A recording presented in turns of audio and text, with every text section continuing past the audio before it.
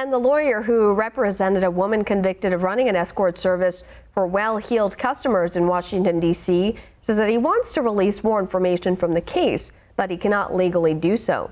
One America's John Hines has more on the case.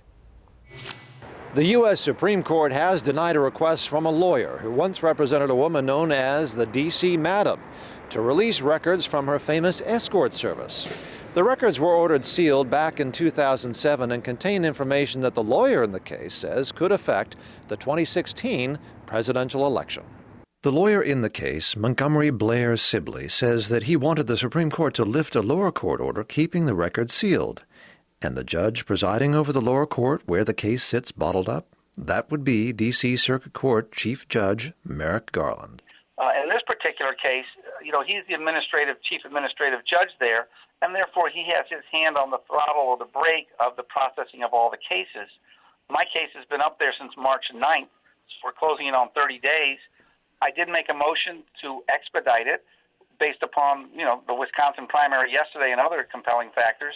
He's ignored that, and they're just sitting on it. Sibley says Garland's court has kept his case from even being considered. But Sibley is anxious to make the documents public because he believes there is information, phone records and names of the D.C. Madam's customers, that voters should be aware of in this presidential primary season.